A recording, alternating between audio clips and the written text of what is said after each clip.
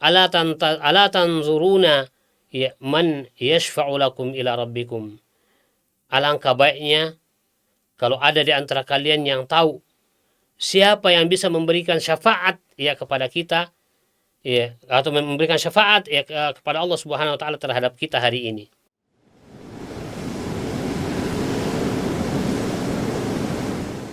Ruas TV, rutin walaupun sedikit.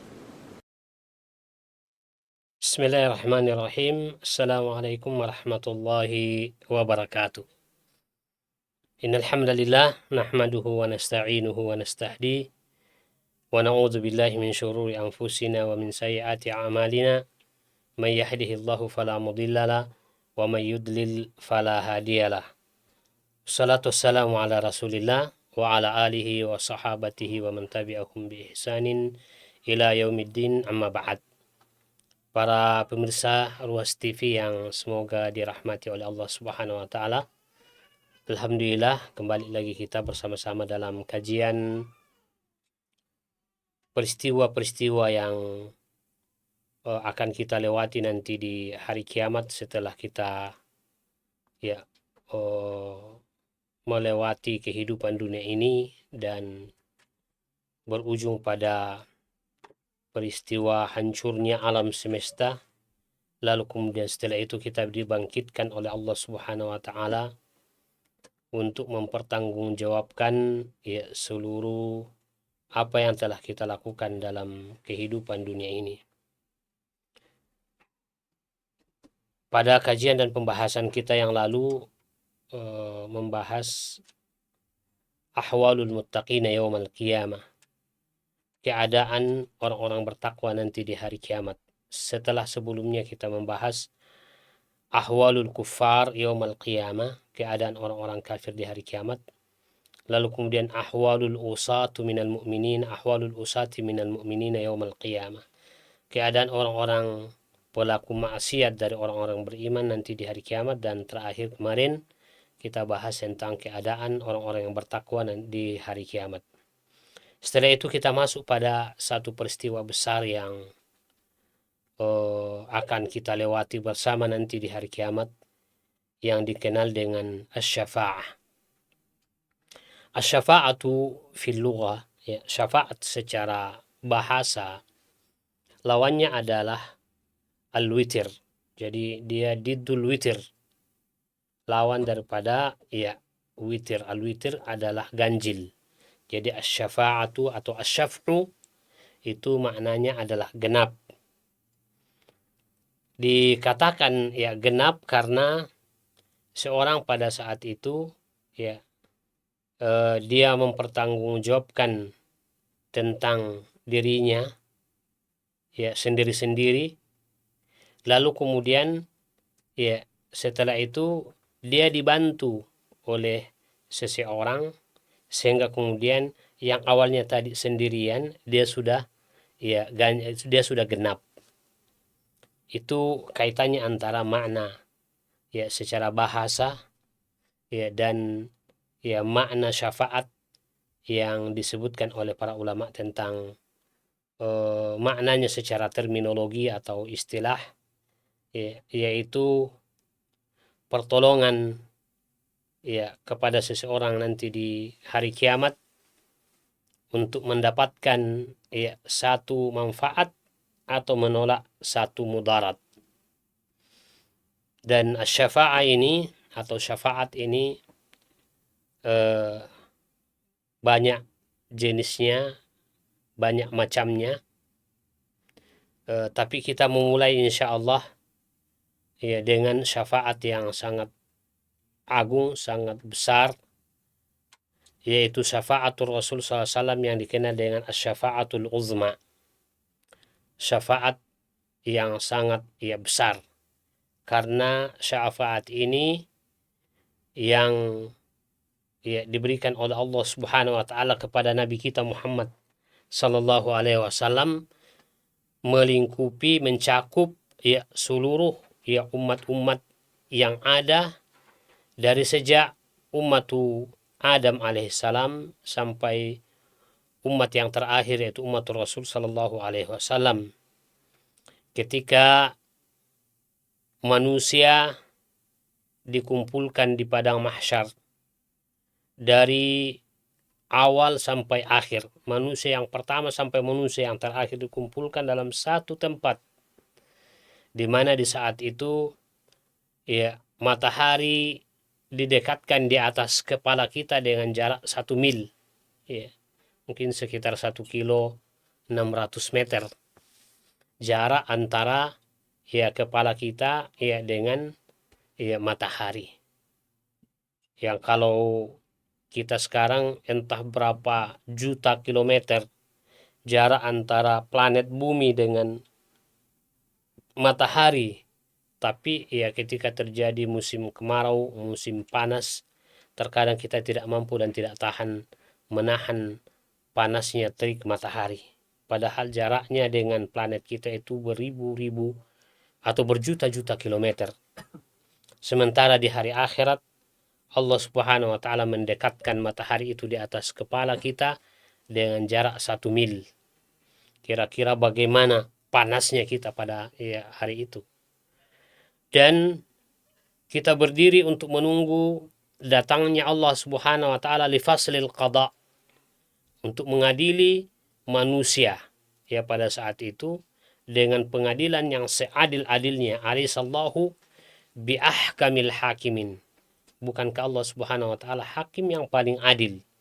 Kita menunggu dan kita menanti dalam keadaan panas terik matahari seperti itu, dan ya dengan penuh kekhawatiran dan ketakutan jangan-jangan ya kita tidak bisa lolos dari perhitungan.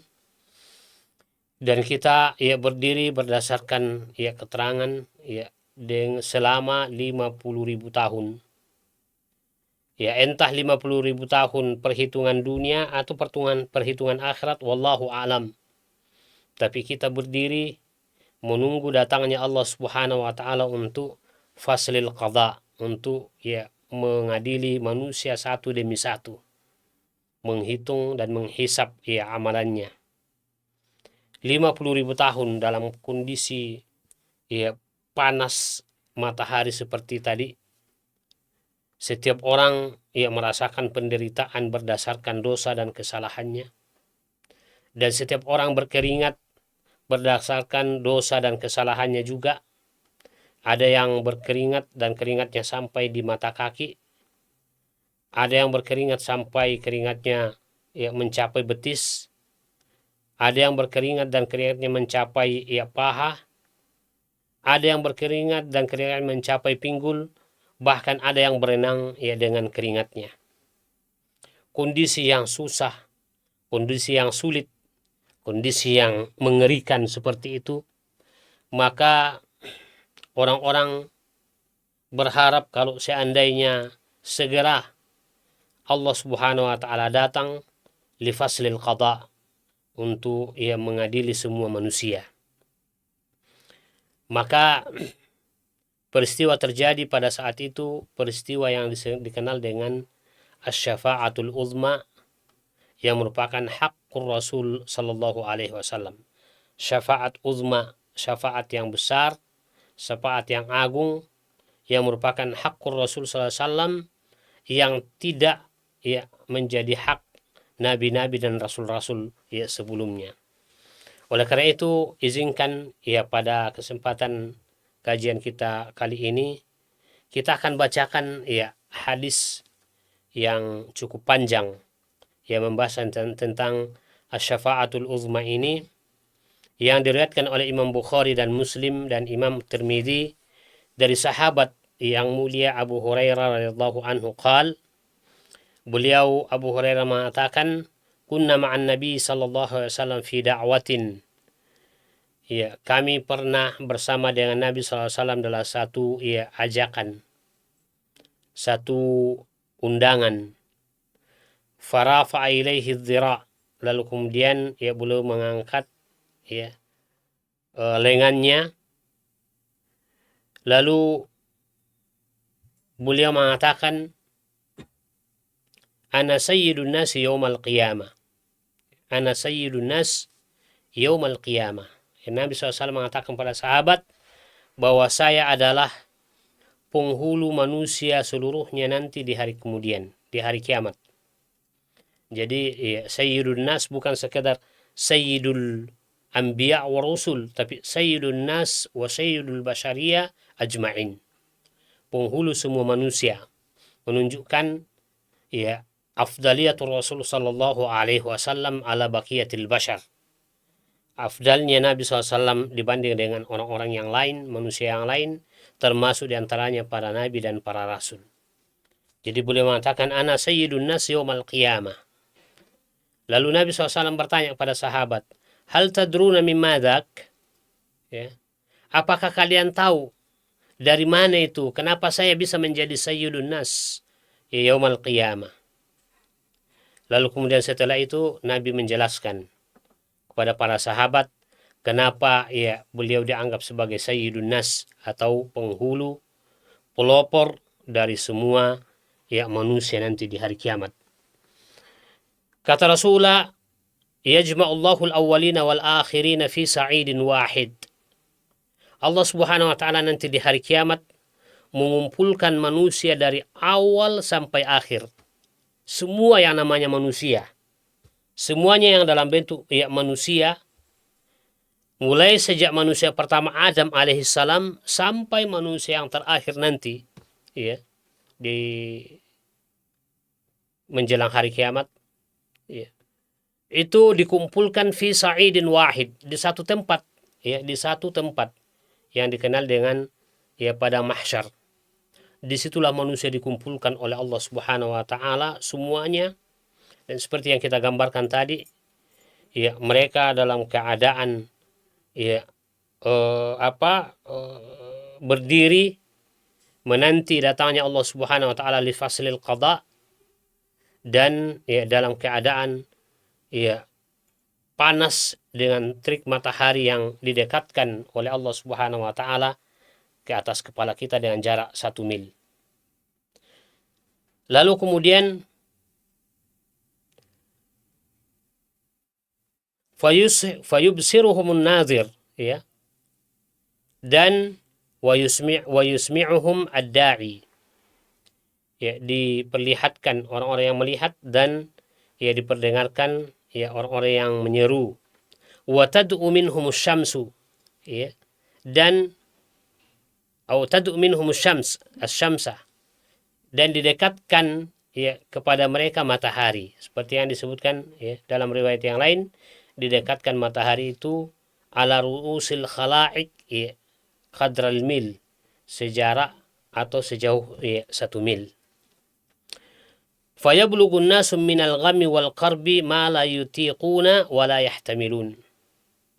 Maka manusia pada saat itu, kata Rasulullah SAW, yang semuanya dikumpulkan di padang mahsyar ya, mengalami ya kesedihan, mengalami penderitaan, mengalami ya problema dan masalah ya, penderitaan ma la yatiquna wa la yahtamilun, di mana penderitaan yang mereka alami itu tidak bisa dipikul oleh seseorang dan tidak bisa ya ditahan oleh seseorang. Bagaimana penderitaan itu? Bisa kita bayangkan itu, matahari saja, siksaan matahari saja itu sudah luar biasa. Belum lagi berdiri sampai 50.000 tahun. Ya, tanpa bergerak, ya, tanpa jalan ke sana kemari. Berdiri, terpaku menunggu ya datangnya Allah Subhanahu wa taala menghitung dan menghisap kita. Lalu kemudian dalam kondisi penderitaan seperti itu, fayaqulun nas, manusia akan berkata dan berkomentar, ala tarawna ila ma antum fi. Jadi mereka saling berbicara ya pada saat itu dan mengatakan, ala tarawna ila ma antum fi, apakah kalian tidak memperhatikan, tidak menyaksikan bagaimana penderitaan yang kalian rasakan hari ini? Ila ma balagakum ya, penderitaan yang kalian ya alami ya, yang sampai kepada kalian, apa kalian tidak merasakan atau apa kalian tidak melihat itu? Ala tanzuruna ya man yashfa'u lakum ila rabbikum. Alangkah baiknya kalau ada di antara kalian yang tahu siapa yang bisa memberikan syafaat ya kepada kita ya, atau memberikan syafaat ya kepada Allah Subhanahu wa taala terhadap kita hari ini. Fa yaqulu ba'dun nas li ba'd, maka pada saat itu orang ya saling memberikan ya masukan dan saling memberikan ya usulan. Abukum Adam, ya, yang bisa memberikan syafaat kepada Allah Subhanahu wa taala dari penderitaan dan kesulitan yang kita hadapi, yang kita alami hari ini adalah ya bapak kalian Adam alaihissalam, yang merupakan Abul Bashar, bapak manusia. Lalu kemudian Nabi SAW mengatakan fayatunahu, orang-orang dan manusia pada saat itu mendatangi Adam, ya. Jadi nampaknya ya mereka tahu Adam alaihissalam, lalu kemudian orang-orang mendatangi beliau. Fayaqulun, lalu kemudian orang-orang yang mendatangi Adam ya mengatakan kepada Adam, ya Adam, wahai Adam, anta Abul Bashar. Jadi dia sebutkan ya kelebihan-kelebihan dan keutamaan Adam dibanding dengan ya nabi-nabi dan manusia yang lainnya. Ya, untuk memuji Adam dan mengingatkan Adam bahwa Adam punya ya hak dan punya otoritas, ya punya ya kewibawaan yang memungkinkan beliau menghadap kepada Allah Subhanahu wa taala meminta syafaat agar kemudian ya Allah datang ya menyelesaikan dan menghukum ya mengadili ya manusia pada saat itu sehingga mereka ya berhenti atau mereka meninggalkan tempat tersebut ya untuk ya proses selanjutnya. Maka ya manusia yang datang pada Adam mengatakan, anta Abul Bashar, wahai Adam, engkau adalah bapak seluruh manusia.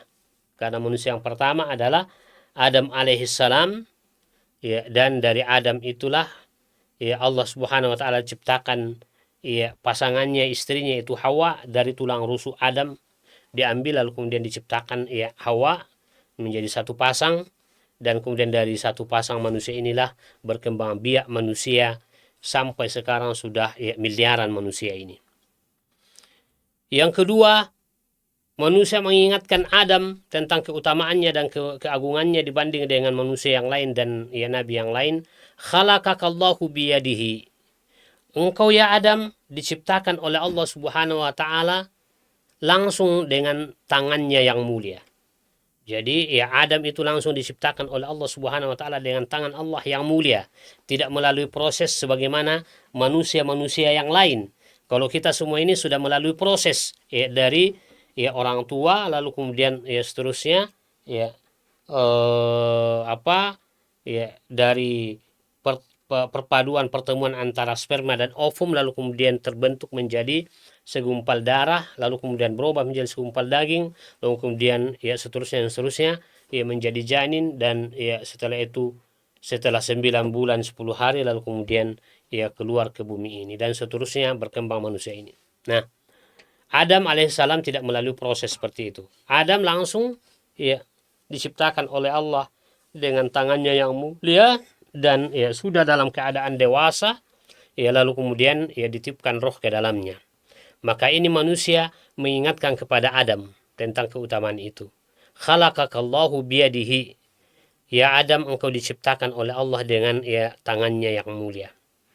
Yang ketiga, ya manusia yang mendatangi Adam untuk meminta ya nantinya syafaat pada Adam. Ya, dia sebutkan lagi wa nafakha fika min ruhihi. Ya. Dan engkau ya Adam ya ditiupkan ya kepadamu roh dari Allah Subhanahu wa taala langsung. Ya, Allah mengatakan wa idza nafakhtuhu fa idza nafakhtuhu ya faqa'u lahu sajidin. Ya. Wa idza sawaitu wa nafakhtu ya fihi min ruhi faqa'u lahu sajidin. Jadi ya Allah Subhanahu wa taala mengatakan ya apabila aku telah menyempurnakan penciptaan Adam dan aku tiupkan roh ya ke dalamnya, maka sujudlah kalian menghormat kepada Adam. Ini perintah Allah kepada para iblis dan juga malaikat untuk sujud menghormat pada Adam, menunjukkan bahwa dia adalah makhluk yang sangat diagungkan dan dimuliakan oleh Allah Subhanahu wa taala.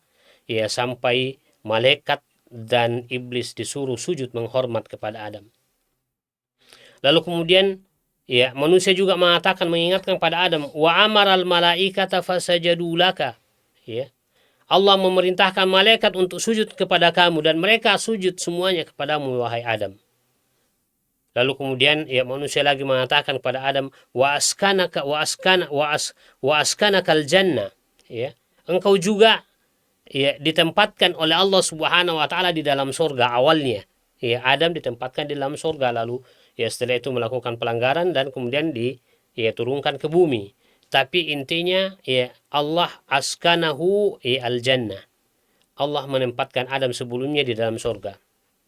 Lalu setelah ya manusia menyebutkan keutamaan Adam semua seperti yang disebutkan tadi itu, lalu mereka mengatakan, ala tashfa'u lana ila rabbik, ya. Bisakah ya atau bolehkah engkau ya Adam memberikan syafaat kepada kami di sisi Tuhanmu, ya. Ala tara ma nahnu fihi wa ma balagana. Bukankah engkau ya Adam melihat, menyaksikan penderitaan dan kesulitan yang kami alami dan kami rasakan hari ini? Lalu setelah manusia itu mengatakan demikian kepada Adam, apa jawaban Adam? Ya, faqala inna rabbi ghadiba al-yawm ghadaban lam yaghdab qablahu mithlahu wa la yaghdab ba'dahu mithlahu. Baik. Adam mengatakan kepada manusia yang datang meminta ya supaya dia bermohon pada Allah Subhanahu wa taala supaya dia bisa memberikan syafaat. Lalu kemudian Allah datang untuk ya mengadili manusia. Ada mengatakan inna rabbi ghadibal yaum ghadaban.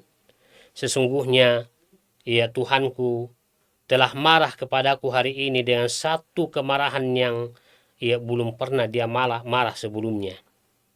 Ya. Wala yaghdab ba'dahu mithlah. Dan Allah juga tidak pernah marah setelahnya sama dengan marahnya itu. Wa innahu nahani 'ani syajarati fa'asaituhu. Kenapa Allah marah kepada Adam dan kenapa Adam malu untuk ya bermohon kepada Allah meminta syafaat? Karena ya beliau pernah ya melakukan maksiat kepada Allah Subhanahu wa taala. Ketika Allah Subhanahu wa taala mengatakan kepada Adam, uskun anta wa zawjukal jannah. Ya, wahai Adam, tinggallah kamu bersama dengan istrimu menikmati seluruh kenikmatan yang ada di dalam surga. Wala taqraba hadhihi syajarata fatakuna minadh dhalimin. Dan jangan kamu berdua, ya, wahai Adam dan istrimu yaitu Hawa, jangan kalian berdua mendekati pohon tersebut. Mendekati saja tidak boleh, apatah lagi memakan buahnya. Tapi datang iblis yang menggoda Adam dan istrinya, memutar balik fakta. Jadi iblis yang mengatakan, hal adulluka ala syajaratil khuldi wa mulkin la yabla. Maukah aku tunjukkan kepadamu wahai Adam pohon kekekalan dan kerajaan yang tidak pernah sirna. Jadi Adam ini digoda oleh iblis. Iblis menggoda Adam dengan memutar balik fakta. Ya. Jadi Allah mengatakan la taqraba hadhihi syajarata fatakuna minadh dhalimin. Jangan kamu dekati pohon ini dan ya, menyebabkan kamu akan menjadi zalim. Lalu iblis mengatakan, ya maukah aku tunjukkan kamu ya pohon kekekalan dan kerajaan yang tidak pernah sirna. Ya. Seakan-akan iblis mengatakan, wahai Adam, sebenarnya engkau dilarang oleh Allah untuk mendekati pohon ini, ya karena kalau ya kamu dekati pohon ini, kamu akan kekal selama-lamanya di dalam surga, ya, dan kerajaan kekuasaan yang kamu miliki hari ini tidak akan sirna. Padahal justru sebaliknya. Jadi iblis itu suka membalik fakta. Jadi kalau ada manusia yang suka membalik fakta, maka itu adalah cucunya iblis. Ya. Kalau ada yang suka membalik fakta. Kemudian, ya, setelah itu Adam, karena pelanggarannya tadi itu, ya, memakan buah yang dilarang untuk didekati, ya, maka ya, dia mengatakan Allah sangat murka kepada saya. Oleh karena itu, nafsi, diriku, saya tidak bisa menolong kalian. Saya tidak bisa menolong kalian. Diri saya pun juga ya, saya akan khawatirkan. Itu ya Adam ya, atau jawaban Adam ya kepada manusia yang mendatangi beliau ya ketika ya manusia itu sudah merasa jenuh dan sangat sakit dengan berbagai penderitaan yang dia alami di padang mahsyar. Dan setelah itu ternyata Adam mengatakan, nafsi, nafsi, nafsi, diriku, diriku, dan diriku, saya tidak bisa menolong kalian. Lalu kemudian Adam memberikan arahan kepada manusia yang datang kepadanya, idhabu ila ghairi, idhabu ila Nuh, pergilah kalian kepada selain saya, pergilah kalian kepada Nuh. Jadi Adam menunjuk kalian pergi kepada Nuh. Mungkin saja Nuh yang bisa memberikan syafaat pada kalian. Fayatuna Nuh, kata Rasulullah dalam riwayat Bukhari Muslim ini, fayatuna Nuhan, maka orang-orang mendatangi Nuh alaihi salam pada saat itu. Fayaquluna ya Nuh, lalu kemudian mereka mengatakan, wahai Nuh, anta awwalur rusul ila ahlil ard. Dia sebutkan keutamaan Nabi Nuh agar kemudian Nabi Nuh termotivasi untuk meminta syafaat pada Allah Subhanahu wa taala, karena dia adalah makhluk yang memiliki keutamaan, kemuliaan dibanding dengan yang lainnya. Pertama dikatakan anta awwalur rusul ila ahlil ard. Engkau adalah rasul pertama yang diutus oleh Allah ke muka bumi. Jadi Nuh alaihissalam adalah awwalur rusul, karena Adam itu nabi dan dia bukan rasul. Jadi rasul yang pertama adalah Nuh alaihissalam. Kemudian orang yang datang kepadanya juga menyebutkan kelebihannya, yaitu waqad sammakallahu abdan syakura, dan Allah menyebutkan kamu wahai Nuh sebagai hamba yang banyak bersyukur, sebagai hamba yang banyak bersyukur, seperti yang disebutkan oleh Allah dalam Quran surah Bani Israel. Wa atayna Musa al-kitab wa ja'alnahu hudan li Bani Israel alla tattakhidhu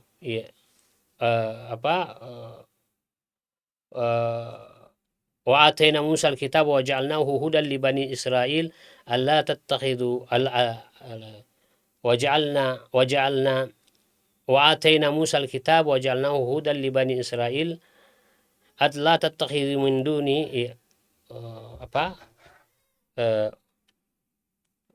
di dalam surah Bani Israel Allah berfirman, wa atayna Musa al-kitab wa ja'alnahu hudan li Bani Israel alla tattakhidhu min duni wakila. Ayat berikutnya mengatakan, dzurriyyata man hamalna ma'a Nuh innahu kana 'abdan syakura. Dzurriyyata ma'a man hamalna dzurriyyata man hamalna ma'a Nuh innahu kana 'abdan syakura.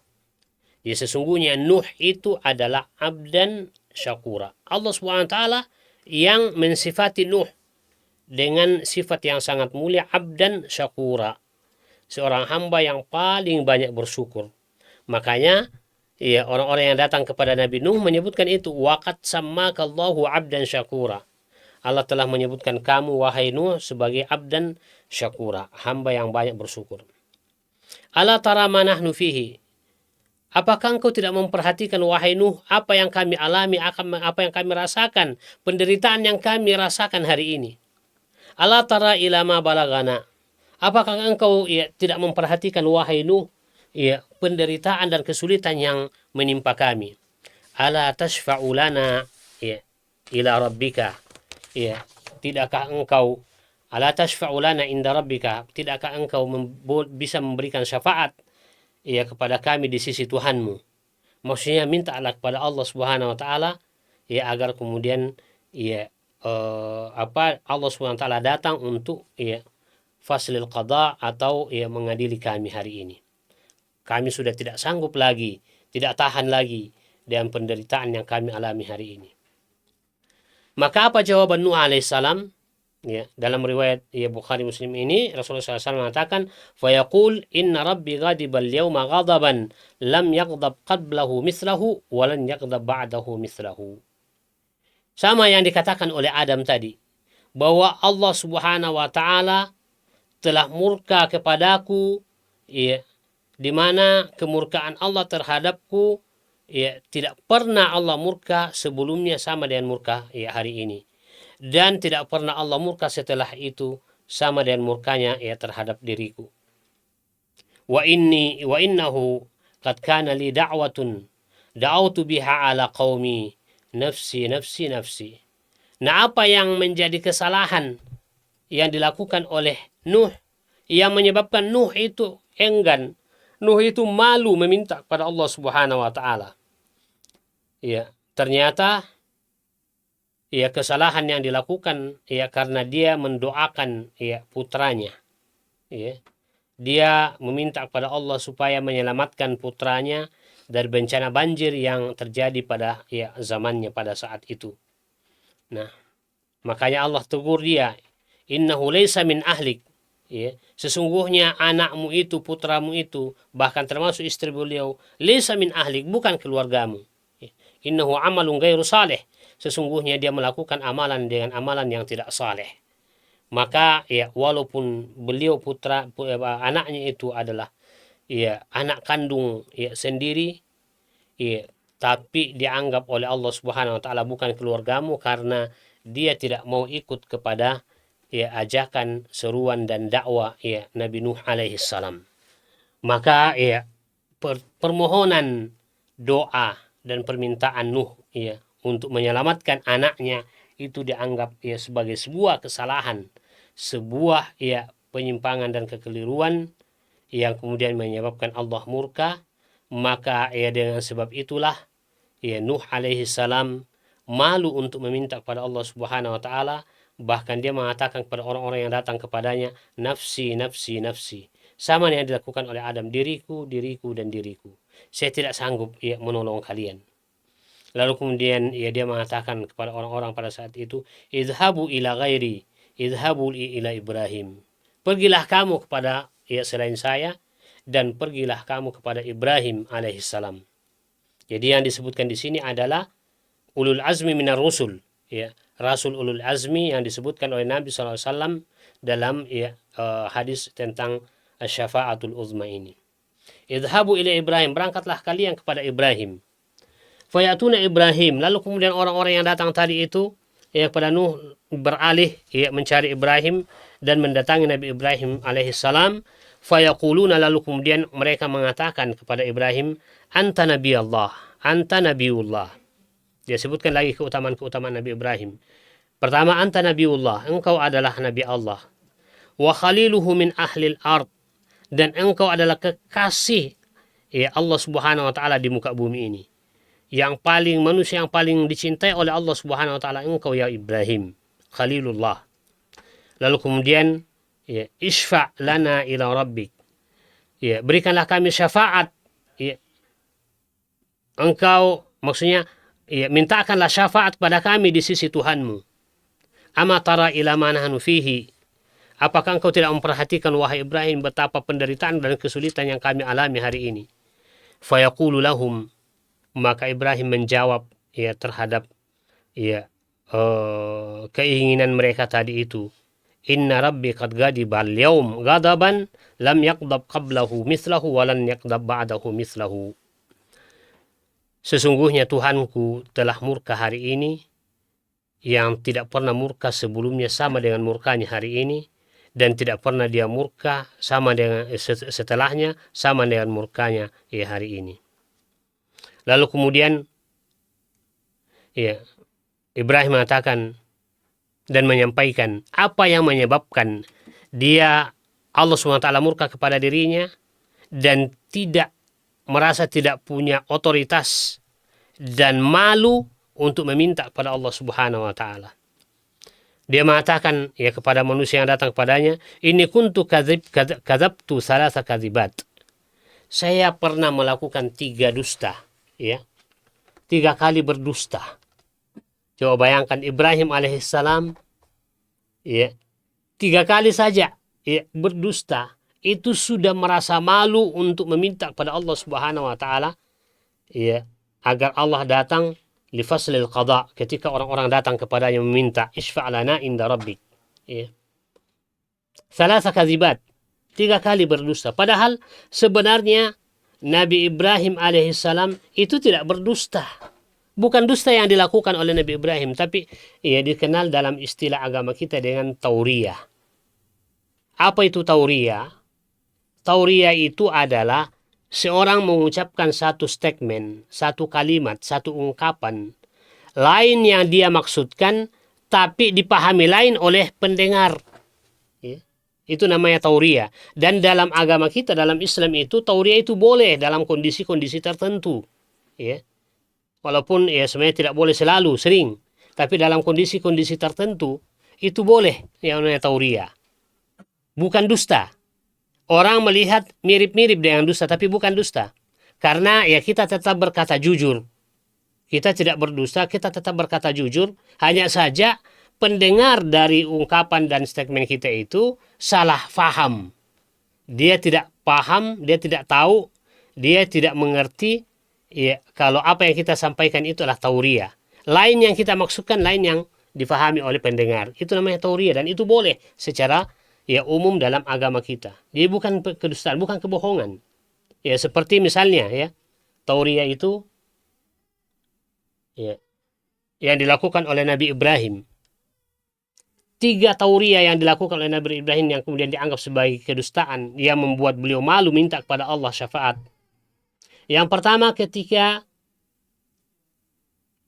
beliau disuruh oleh orang tuanya untuk membawa patung ke pasar untuk dijual. Karena orang tua Ibrahim alaihissalam yaitu Azar itu ternyata pembuat patung, pemahat patung. Yang kemudian ya nanti dijual dan patung itu ya menjadi sembahan ya masyarakat ya Babilonia pada saat itu.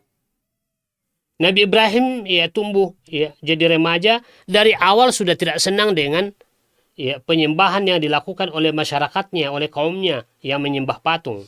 Dia sudah tidak setuju. Maka ketika ya orang tuanya selesai memahat patung, lalu kemudian disuruh Ibrahim bawa pasar untuk dijual. Ibrahim ya karena memang tidak setuju dengan itu, ya beralasan ya kepada orang itu. Dia berhadapan dengan 2 kondisi, maju kena, mundur kena. Ya. Ini satu sisi adalah perintah orang tua. Sisi yang lain ya adalah kesyirikan. Maka oleh Ibrahim ya terpaksa beliau bertauriyah kepada bapaknya dan mengatakan inni sakim. Saya sesungguhnya ini sakim, sakit. Ya. Jadi ya dipahami oleh orang tuanya, bapaknya ketika Nabi Ibrahim diperintah dan kemudian mengatakan ini sakim, bahwa Nabi Ibrahim itu sakit fisik. Ya apakah itu demam atau apa yang jelasnya, ya orang tuanya, bapaknya faham bahwa Nabi Ibrahim itu sakit. Sehingga tidak bisa disuruh untuk membawa patung itu ke masjid, ke pasar. Ya. Nah, padahal Nabi Ibrahim alaihissalam, ya dia tidak sakit dalam artian sakit fisik. Tapi sakit yang dia maksudnya sakit jiwanya, ya tidak senang ya melihat ya patung itu dan ya apalagi disuruh membawa ke pasar. Jadi yang sakit itu jiwanya yang sakit, bukan fisiknya. Ya. Jadi itu yang dilakukan, itu namanya tauriyah, bukan dusta. Ya. Jadi yang dia maksudkan adalah hati saya sakit, jiwa saya sakit, tapi dipahami oleh bapaknya bahwa fisiknya yang sakit. Itu satu.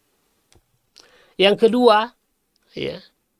Tauriyah yang dilakukan oleh Nabi Ibrahim ketika ditanya oleh Raja Namrud. Ketika Nabi Ibrahim sudah merobohkan dan ya menghancurkan patung-patung sembahan ya, masyarakatnya. Lalu kemudian satu yang besar itu yang dibiarkan, tidak dihancurkan. Dan setelah itu kampak yang dipakai untuk menghancurkan yang lain kecil-kecil itu digantung di leher yang besar itu. Ya, patung yang besar itu. Keesokan harinya kaget. Ya, mereka mau datang menyembah berhala, ternyata berhalanya sudah habis, sudah hancur. Ya. Lalu kemudian mereka bertanya-tanya, dilapor kepada sang raja, Raja Namrud. Ya, Tuhan-Tuhan kita telah hancur, ada yang menghancurkannya. Dia bertanya, siapa yang menghancurkan? Ya, mereka mengatakan, ya, bahwa yang menghancurkan itu kemungkinan besarnya adalah Ibrahim. Kemungkinan besarnya adalah Ibrahim. Kenapa? Karena tidak ada di masyarakat kita yang membenci patung-patung dan sembahan kita itu kecuali Nabi Ibrahim. Maka pasti dia. Ini adalah karina namanya. Ini karina. Ya, karina yang menunjukkan bahwasanya yang melakukan itulah Nabi Ibrahim. Ya, karena tidak ada yang membenci ke patung-patung, bahkan semuanya menyembah patung-patung itu. Ibrahim yang tidak. Maka mereka melapor kepada raja bahwa kemungkinan besar adalah Nabi Ibrahim. Akhirnya sang raja memerintahkan tangkap laki-laki itu, tangkap anak muda itu, bawa ke menghadap kepada saya akan interogasi. Ditangkaplah Nabi Ibrahim. Lalu kemudian setelah masuk menemui raja, duduk di situ, lalu kemudian diinterogasi oleh raja. Ditanya, anta fa'alta bi'alihatina ya Ibrahim? Apakah engkau wahai Ibrahim yang menghancurkan dan merobohkan Tuhan-Tuhan kami? Apa jawaban Nabi Ibrahim? Nabi Ibrahim mengatakan, fa'alahu kabiruhu hadza. Fa'alahu kabiruhu hadza. Yang melakukan itu, yang menghancurkan itu adalah yang besar ini. Karena tidak dihancurkan yang besar, dibiarkan satu yang besar, lalu kemudian digantung kampak yang dipakai menghancurkan itu, digantung lehernya.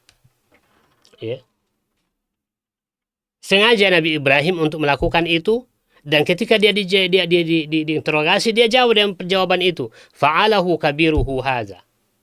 Maka otomatis Namrud yang menginterogasi Nabi Ibrahim mengatakan, kamu sudah gila Ibrahim. Mana mungkin itu patung-patung yang tidak bisa goyang, tidak bisa bergerak, menghancurkan patung-patung yang lain yang kecil.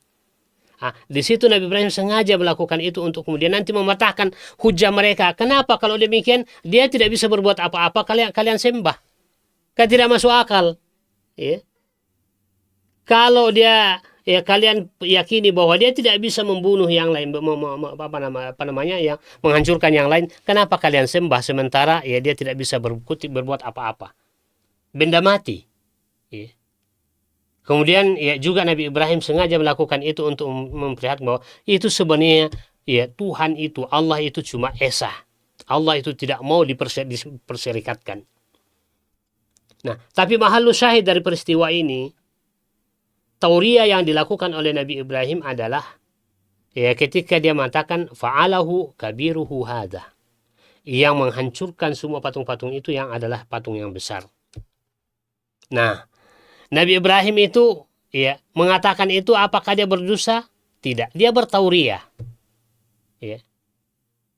Dan dipahami oleh Namrud yang menginterogasi saat itu bahwa Ibrahim mengatakan yang melakukan itu adalah patung yang besar, padahal bukan itu yang dimaksudkan Nabi Ibrahim. Kalimat fa'alahu kabiruhu hadza, kalau kalimat ini disebutkan satu kali, tidak ada komanya, langsung fa'alahu kabiruhu hadza, itu yang difahami oleh Raja Namrud bahwa Ibrahim mengatakan yang menghancurkan ini adalah yang besar.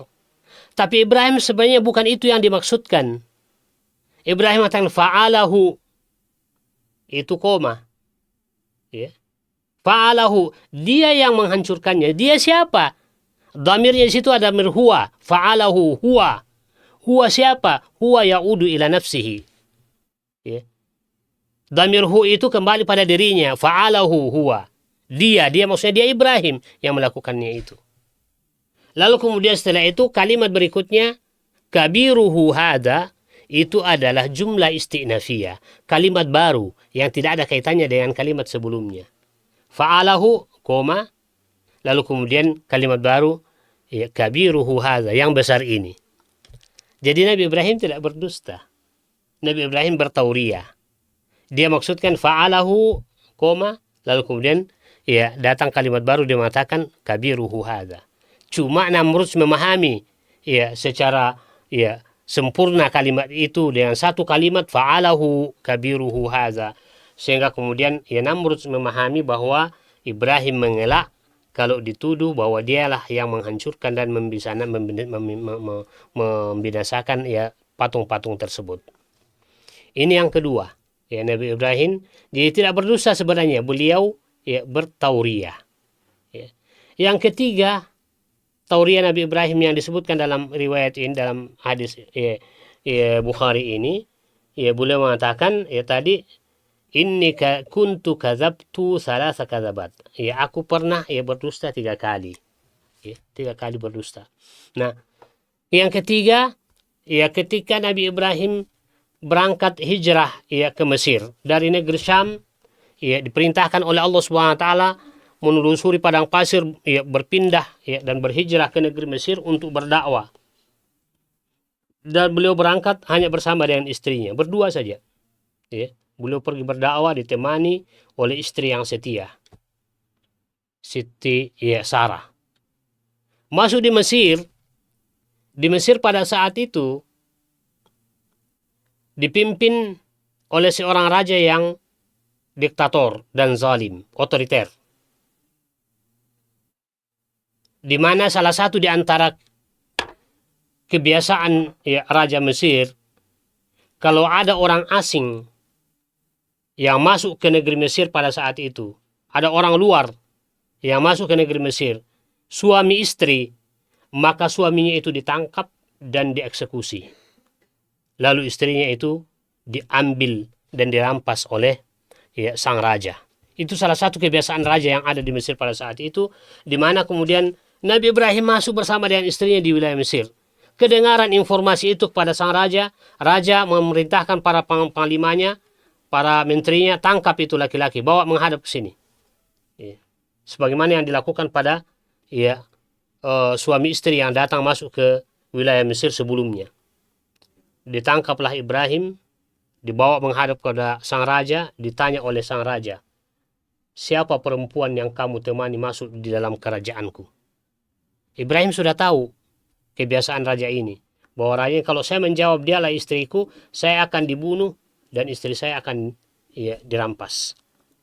Maka Nabi Ibrahim lagi-lagi bertauriyah dan mengatakan, hiya ukhti, hiya ukhti, dia adalah saudariku. Tapi apa yang dia maksudkan Nabi Ibrahim, dia adalah saudariku, maksudnya dia adalah saudariku fiddin, ukhti fiddin, ukhti fillah, saudara seagama. Bukan yang dia maksudkan saudara sekandung. Cuma Nabi Ibrahim lakukan itu ukhti, hiya ukhti, karena kalau dia jujur mengatakan dia adalah istriku, dia akan dibunuh dan kemudian istrinya akan dirampas oleh sang raja. Maka dia bertauriyah, bukan bohong dan dusta. Dia bertauriyah dan mengatakan hiya ukhti, maksudnya ukhti fillah atau ukhti fiddin. Tapi dipahami oleh sang raja bahwa perempuan yang dia temani itu adalah saudari kandungnya. Akhirnya Nabi Ibrahim dilepaskan. Tapi tidak cukup sampai di situ. Sang raja merintahkan lagi pada menteri-menterinya, bawa istrinya ke sini, atau bawa perempuan itu ke sini. Saya tanya, kalau laki-laki ini berbohong, maka kita akan eksekusi dia dan kemudian istrinya akan saya jadikan sebagai istri. Tapi sebelum istrinya berangkat diinterogasi oleh sang raja, Nabi Ibrahim berbisik ke telinga istrinya dan mengatakan, kalau nanti kamu ditanya siapa laki-laki yang kamu temani tadi masuk di negeri saya ini, maka jawab dia adalah akhi, huwa akhi, dia adalah saudaraku. Maksudnya akhi fiddin, akhi fillah, bukan akhi syakik, bukan saudara kandung. Nah, akhirnya kemudian pesan itulah yang dibawa oleh istrinya. Setelah sampai di depan raja, raja menginterogasi. Satu di antara pertanyaannya, siapa laki-laki yang kamu temani? Maka istrinya menjawab, huwa akhi, dia adalah saudaraku. Saudara seagama maksudnya, tapi raja memahami saudara sekandung. Itu namanya tauriyah. Dan 3 tauriyah inilah yang menyebabkan Nabi Ibrahim menganggap sebagai sebuah dusta yang tidak layak dan tidak pantas dilakukan oleh beliau, apalagi sebagai seorang nabi, yang akhirnya kemudian beliau malu untuk meminta syafaat pada Allah Subhanahu wa taala. Lalu kemudian dia mengatakan nafsi nafsi nafsi. Beliau mengatakan kepada orang-orang yang datang meminta kepada beliau agar minta syafaat pada Allah, nafsi nafsi nafsi, diriku diriku dan diriku, saya tidak bisa menolong kalian. Idhabu ila ghairi, idhabu ila Musa. Pergilah kalian kepada yang selain saya, pergilah kalian meminta kepada Nabi Musa.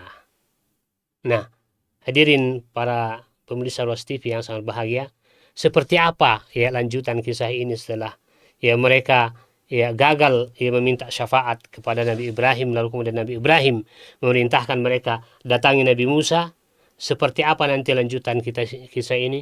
Ya, insya Allah akan kita lanjutkan ya pada kajian dan penjelasan kita pada kesempatan yang akan datang. Ya, mudah-mudahan ya ada manfaatnya ya, dan insya Allah lanjutan kisahnya kita akan dengarkan pada episode berikutnya. Wassallallahu ala Muhammadin wa ala alihi wa sahbihi ajma'in. Wa akhiru da'wana alhamdulillahi rabbil alamin. Wassalamualaikum warahmatullahi wabarakatuh.